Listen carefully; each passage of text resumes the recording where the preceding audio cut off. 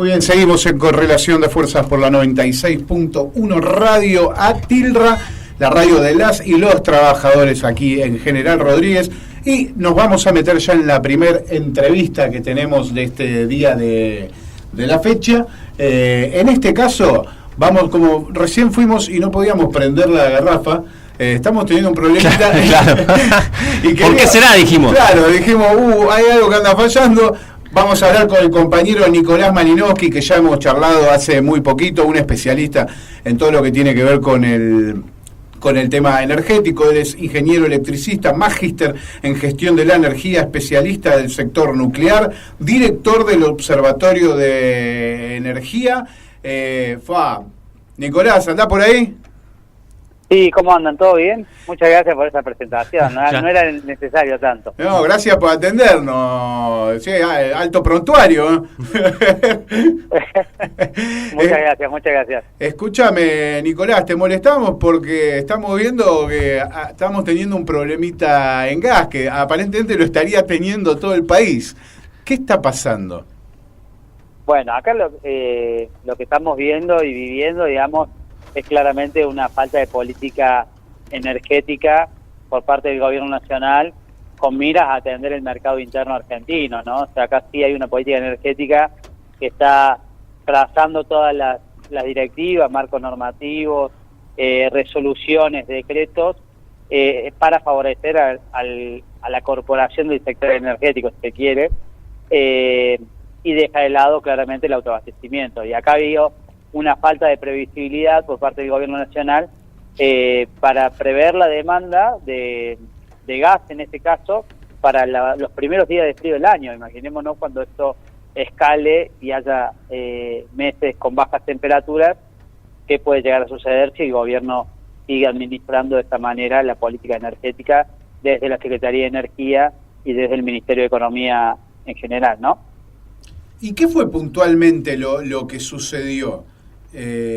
Porque se habla del barco, se habla de que se gastó de más en un barco que en realidad se podría haber gastado mucho menos, de finalizar una de las obras que necesitaba el gasoducto.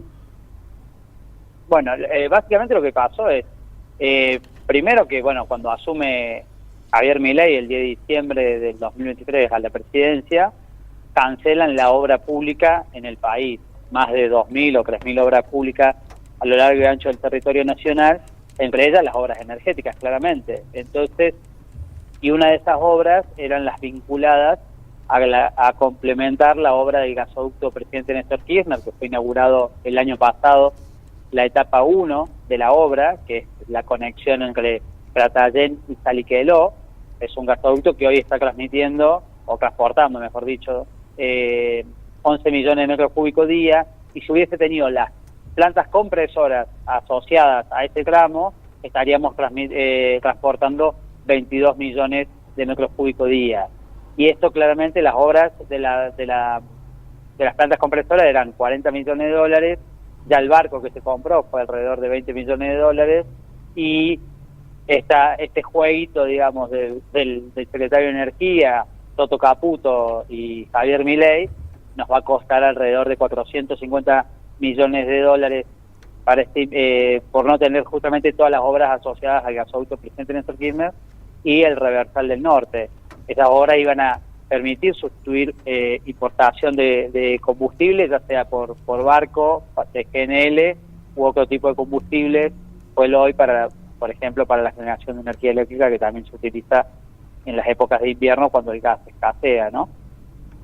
Nicolás, estaba viendo justo en tus redes sociales que esta semana tuviste, ¿no?, una importante intervención en la Comisión de Ciencia, Tecnología e Innovación Pública. Bueno, en estas muchas veces asambleas que hacen, ¿no?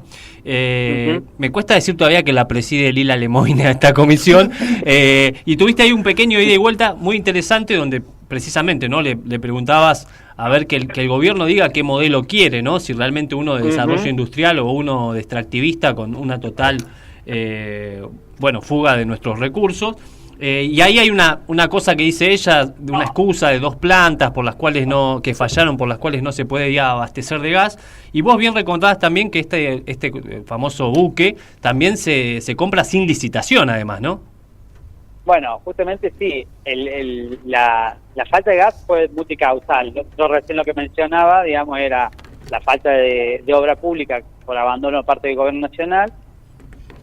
Bueno, el aumento de la demanda por el frío, claramente, y luego tienen que salir a comprar un barco rápidamente por no prever justamente la demanda. Se lo compran a Petrobras, al barco de GNL, que es el gas que se importa de otros países a través del mar, para inyectarlo en Escobar, y justamente al no tener una buena relación con Brasil, producto de las declaraciones que ha tenido Javier Milei para con Lula da Silva, el mandatario brasilero, se demoró la descarga de este buque, porque la transacción económica tuvo su demora también.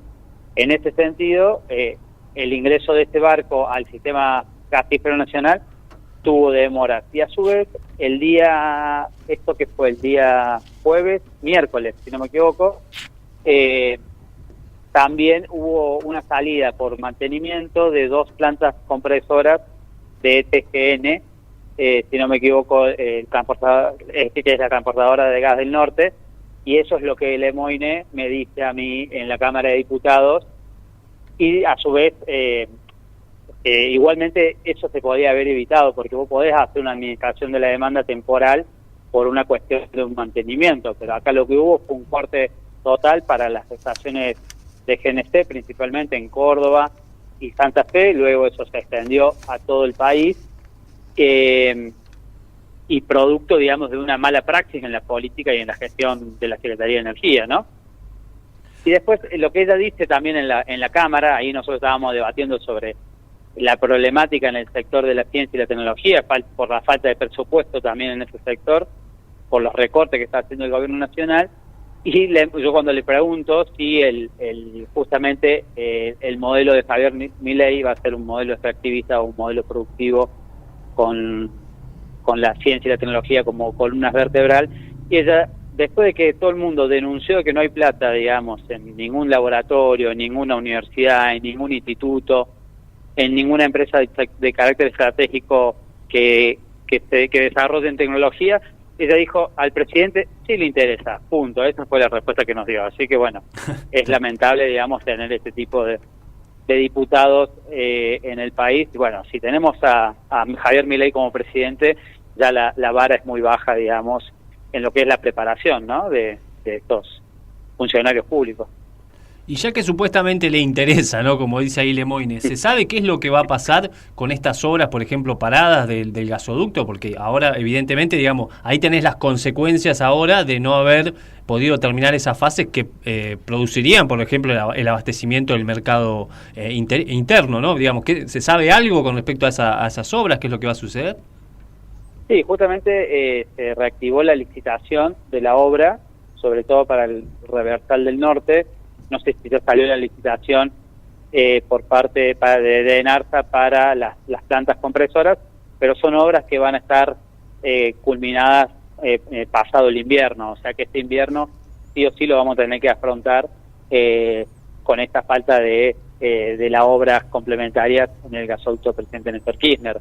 Y esto no hay que olvidarse que, por ejemplo, la canciller Diana Mondino, que tiene intereses económicos en el sector energético, ella era directora de Pampa Energía, por ejemplo, dijo que el gasoducto no tiene por qué hacerlo el Estado Nacional. Lo tienen que hacer los privados, los grandotes privados con los grandotes privados. Así lo dijo, eso lo explicó ella, lo pueden buscar ahí en las redes, en mis redes, hay un video que subí que está eso, si no sé, después lo puedo compartir.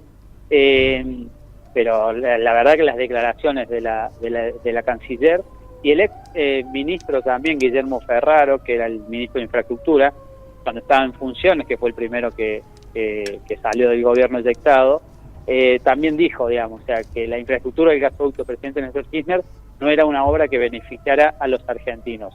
La verdad que claramente eso muestra los intereses que tienen ellos, que son totalmente corporativos, son para cientos de grupos empresarios, y a ellos claramente que no les sirve el gasoducto presidente Néstor Kirchner, porque ellos hubiesen preferido un gasoducto que esté directamente apuntando a alguna planta regasificadora de GNL en un puerto para exportarlo a Europa, a Estados Unidos o a algún país que necesite del gas argentino, ¿no?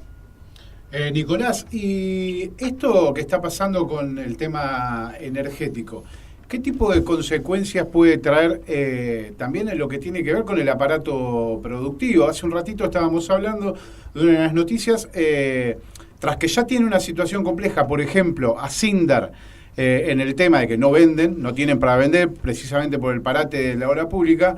El tema, la otra vez escuchaba a un periodista que contaba que cuando se frena el tema del abastecimiento de energía, por ejemplo, hablaba del tema de los hornos. Digo, esto es un problema si vos tenés que parar la producción en ese tipo de cosas para volver a reactivar. Así como ese ejemplo, ¿qué consecuencias puede traer el tema del desabastecimiento en otras ramas de la producción? Bueno, ahí eso depende de cada rama productiva, pero sí hay ramas productivas que necesitan estar funcionando las 24 horas, o sea, necesitan del sistema energético para que no pase como el caso que es el de producción de acero, que si vos frenás esa producción, luego volver a arrancarlo cuesta muchísimo. Si se corta intempestivamente podés llegar a perder la producción. O sea, es una cuestión que termina perjudicando la economía del país, y a su vez son ese tipo de empresas generalmente tienen contratos ininterrumpibles, o sea que no se pueden interrumpir, y si eso se interrumpe después seguramente hay litigios y multas que debería pagar el Estado Nacional, porque seguramente después eso va a juicio y demás. Pero claramente este tipo de política de donde la energía no está garantizada o no está garantizado el autoabastecimiento energético dentro del territorio nacional, perjudica a toda la cadena productiva en una economía que está totalmente estancada. Imaginémonos si esto hubiese sucedido en un contexto de alta productividad, ¿no? O sea, estamos viendo, según los datos del INDEC, que la actividad industrial cayó un 20% interanual, así que claramente la industria está, ya hay hornos o líneas de producción apagadas producto de la crisis, que no hay dónde colocar la mercadería y las mercancías que se producen justamente, digamos, en los enclamados productivos nacionales, producto de esta crisis acuciante que se está viviendo. Pero a su vez, no es solo el problema de la falta de energía lo que va a haber, sino también el acceso a la energía, porque vamos a vivir un proceso de encarecimiento de la energía, donde va a ser muy difícil acceder por todos los sectores, ya sean residenciales, que son los usuarios domiciliarios, el usuario comercial. Vos imagínate las despensas de barrio, cualquier localcito comercial de barrio que tiene o que vende ropa, o que es un local de cercanía y demás, lo costoso que le va a ser acceder a la energía, porque ya están siendo tarifas muy abultadas, y para este mes se frenaron los tarifazos, pero ya el mes que viene se aumentan nuevamente la quita de subsidios y el aumento de tarifas, aumentan los combustibles también. Imaginémonos esto también cómo va a golpear en la industria. Es imposible concebir un país que pueda ser industrial con energía cara. O sea, eso claramente no es competitivo ni en Argentina ni en la China, digamos. A los países industriales o que tienen grandes cadenas de industrialización, la energía es un componente fundamental y es energía barata.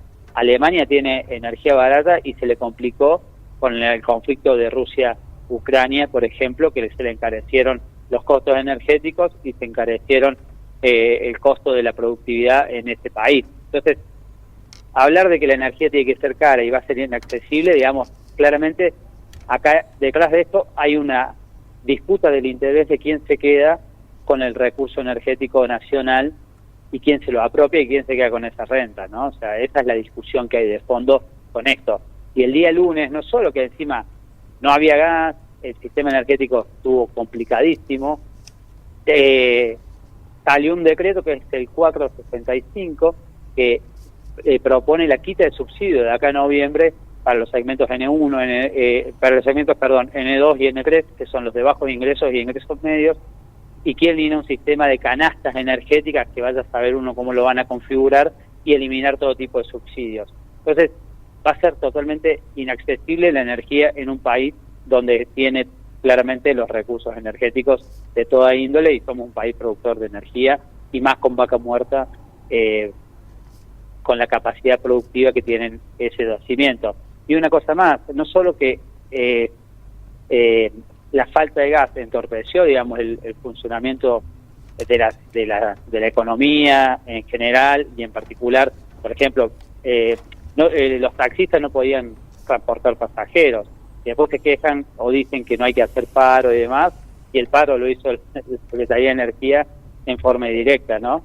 Y una cosa que quería comentar, y ya les dejo la palabra, es que a su vez esto encareció el sistema energético de generación de energía eléctrica, porque tuvimos que salir a importar fuel hoy para quemar, para producir la generación térmica, y a su vez estamos importando alrededor del 7% de la energía eléctrica toda la semana a costos mucho más altos desde Paraguay, desde Uruguay, desde Brasil, producto de no tener el gas garantizado localmente, ¿no?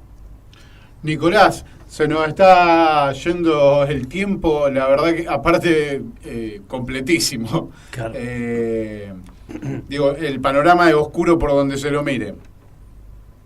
No, bueno, muchísimas gracias. Hoy también es un día para conmemorar, es el 31 de mayo. En todo este quilombo no tenemos que olvidarnos que Argentina es un país nuclear y hoy está cumpliendo nuevamente un aniversario, 74 años de que empezó la locura atómica en el país, si se quiere, gracias de la mano del general Perón en su momento.